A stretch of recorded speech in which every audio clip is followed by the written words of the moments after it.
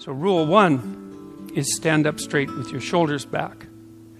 And rule 2 is treat yourself like you're someone responsible for helping. And number 3, which is very tightly associated with number 2, they're sort of variations on a theme, is make friends with those people who want the best for you. And by the way, these last 2 rules aren't injunctions designed to make your life easier. They're actually injunctions designed to make your life more difficult. Kierkegaard said at one point that his role in life, given that everything was proceeding to become easier and easier in all possible ways, that there would come a time when people would cry out for difficulty. And so that's partly how he envisioned his role in the world, interestingly enough, as a universal benefactor of mankind who would strive to do nothing other than to make life more difficult for everyone. Right. And so rule 2 and 3 are like that, because treat yourself as if you're someone responsible for helping isn't the same as be nice to yourself. It's not that. And to associate with people who want the best for you means that they get to demand the best from you. And that's also not an easy thing. Rule 4 is compare yourself to who you were yesterday and not to who someone else is today. And that's an injunction about envy. Right? It's easy.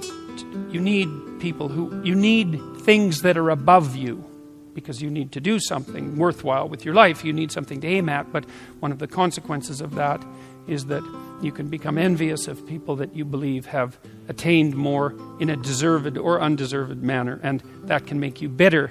And so it's much better to compare yourself to yourself and to use yourself as the target for improvement and comparison.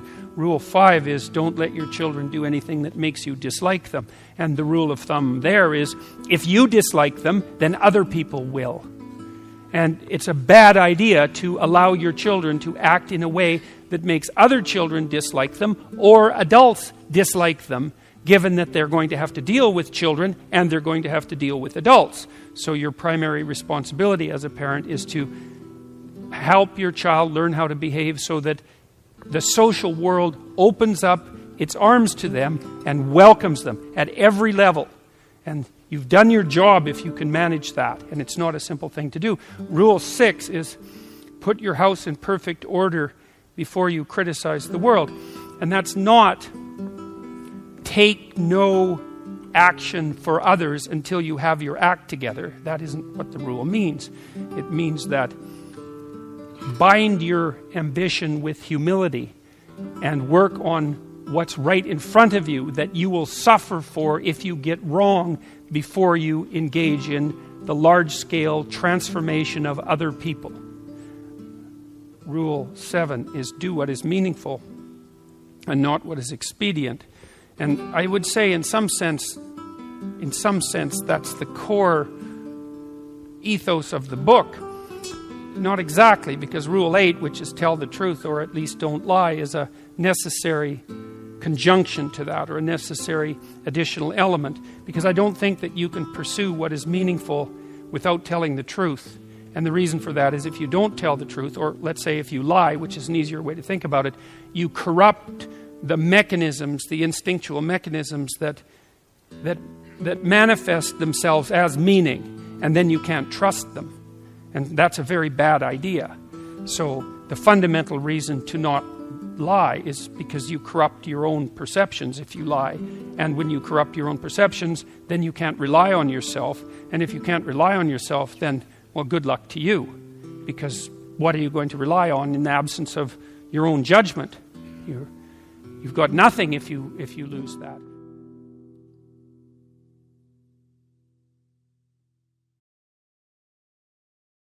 Rule 9.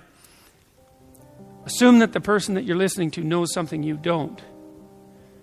And that's not so much a mark of respect for the person, although it is that.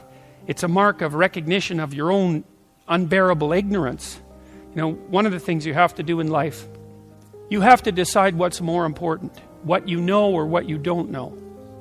First of all, there's a lot of what you don't know. And so if you make friends with that, if you decide that's important, then well, that's a good thing, because you're going to be surrounded by what you don't know your entire life. And so if you're appreciative of that, then that's going to make things go better for you. But the other element of that is, well, why should you be appreciative of what you don't know? And the answer to that is, well, you shouldn't. If your life is absolutely perfect in every way, you have exactly what you need and want, you've put everything in order around you, then what you know is sufficient. But if you believe that things could still be put right around you in your own personal life, and with regard to the effect that you have on other people, then obviously what you don't yet know is more important than what you do know, and you should be paying attention to find out what you don't know at every possible moment. And if you're fortunate when you have a conversation with someone and you're actually interested in what they say, then even if they're not very good at communicating, even if they're awkward, or even if they display a certain amount of enmity towards you, there's always the possibility that they might tell you something you don't know, in which case you can walk away from the conversation less ignorant and corrupt than you were when you started the conversation. And if your life isn't everything that you would like it to be, then being slightly less ignorant and corrupt is probably a good thing. And so Rule 10 is be precise in your speech. And that's an observation, I would say, that's a variant of a New Testament injunction, which is, or maybe a description of the nature of the world, which is, knock and the door will open, and ask and you will receive, which is a very strange theory, let's say. But, which I would say is far more in accordance with what we know about the psychology of perception, let's say, than you might imagine. Because it is the case that you don't get what you don't aim at. You might get what you do aim at. And your aim might get better as you aim as well, which is something to consider. If you specify the nature of if you specify the nature of the being that you want to bring into being, then you radically increase the probability that that's what will occur. And of course you all know that because you regard yourself, at least to some degree, as active creative agents, right? Your fundamental attitude towards yourself, at least in the manner that you act towards yourself, is that you wake up in the morning and you have a landscape of possibilities that lay themselves open to you, and you make choices between those possibilities and determine in consequence how the world is going to manifest itself. So you confront a field of potential. That's a good way of thinking about it.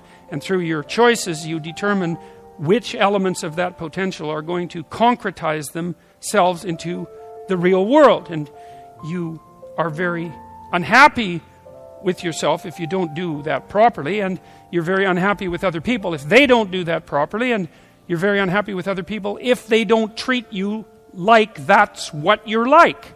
Because part of what you demand from people, let's say, in terms of sheer civility, is that they act towards you as if you're the locus of voluntary choice in a world of potential. And you upbraid each other for that as well. If you have children and parents, your parents will say to you, if you're fortunate, you're not living up to your potential, which is actually a compliment in a sense, even though it's also a judgment. And the compliment is, I know perfectly well that you could be more than you are.